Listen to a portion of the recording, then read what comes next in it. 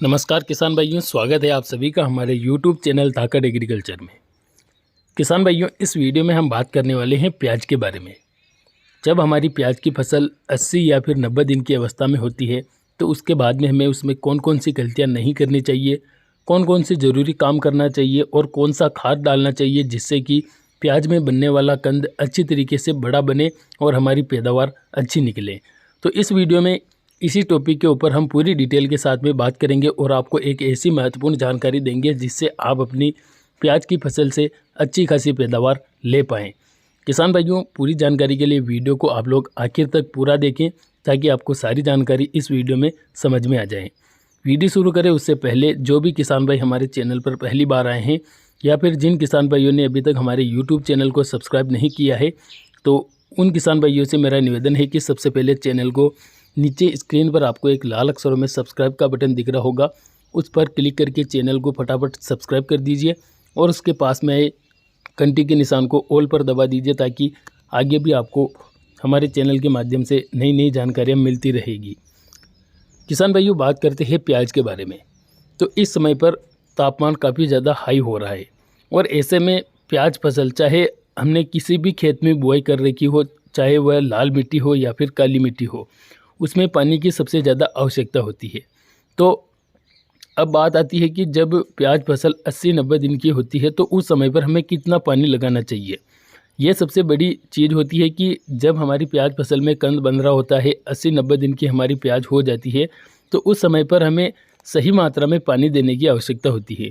मतलब ना तो ज़्यादा पानी लगाना चाहिए और ना ही कम पानी लगाना चाहिए। जितनी हमारी फसल को आवश्यकता है उतना ही पानी हमें लगाना चाहिए। तो किसान भाइयों, अब बात आती है कि सिंचाई के बारे में हमें बहुत सारे किसान भाइयों को सही तरीके से जानकारी नहीं हो पाती है और कुछ किसान भाई ज़्यादा मात्रा में सिंचाई कर देते हैं तो उससे कंद सड़न की समस्या भी आती है। तो देखिए किसान भाइयों, अगर आपके खेत में नमी ज़्यादा दिन तक नहीं रहती है, जब आप सिंचाई करते हैं तो उसके 2-3 दिन बाद ही फिर से पानी लगाने की आवश्यकता होती है। तो ऐसी स्थिति में आपको लगातार पानी लगाने की आवश्यकता होती है। और अगर आपके खेत में नमी लंबे समय तक रहती है तो वहाँ पर आपको कम पानी लगाने की आवश्यकता होती है। इसलिए कंद बनने वाली स्टेज में आप अपने खेत के हिसाब से पानी ज़रूर लगाएं। दूसरी चीज़, जब आपकी प्याज फसल 80-90 दिन की हो जाती है और आपने 50-60 दिन के बाद में अगर एक भी बार कैल्शियम नाइट्रेट का उपयोग अपनी प्याज फसल में नहीं किया है तो आप 80-90 दिन की अवस्था में प्याज फसल में एक बार कैल्शियम नाइट्रेट खाद का उपयोग ज़रूर करें।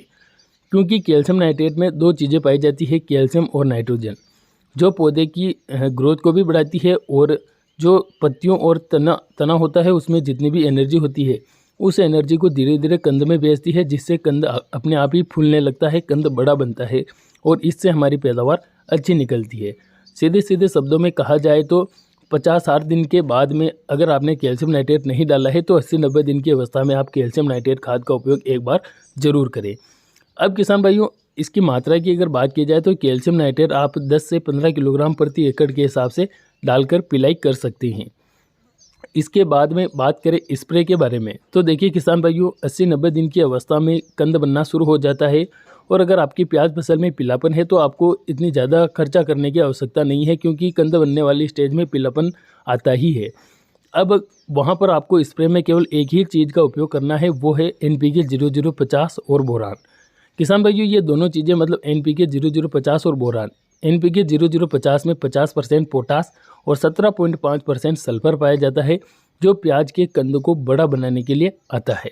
अगर आप अपने प्याज के कंद को बड़ा बनाना चाहते हैं तो आपको NPK 0050 का स्प्रे करना ही पड़ेगा और NPK 0050 आप 1 किलोग्राम प्रति एकड़ के हिसाब से स्प्रे कर सकते हैं।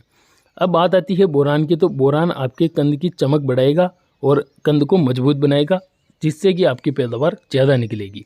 बोरान आप 250 ग्राम प्रति एकड़ के हिसाब से NPK 0050 के साथ में घोल बनाकर स्प्रे कर सकते हैं। किसान भाइयों, अगर यह तीनों ही काम, ये चारों ही काम अगर आप समय पर कर लेते हैं, सही तरीके से कर लेते हैं तो आप अपनी प्याज फसल से बहुत ही अच्छी खासी बढ़िया पैदावार ले सकते हैं। तो किसान भाइयों, अब आपको पूरी जानकारी समझ में आ ही गई होगी कि 80-90 दिन की अवस्था में हमें कौन कौन से ज़रूरी काम करना चाहिए और कौन सी गलतियाँ नहीं करनी चाहिए। और किसान भाइयों, एक और चीज़ कि आप 80-90 दिन की अवस्था में यूरिया खाद का उपयोग बिल्कुल भी ना करें, यह गलती आप मत दोहराइएगा। ये सभी काम आप सही तरीके से कर लीजिए, आपकी प्याज से एक बहुत ही अच्छी पैदावार निकलेगी। किसान भाइयों, जानकारी अगर पसंद आए तो लाइक कीजिए, चैनल को सब्सक्राइब करना मत भूलिए। हम मिलेंगे नई वीडियो में नई जानकारी के साथ में। धन्यवाद।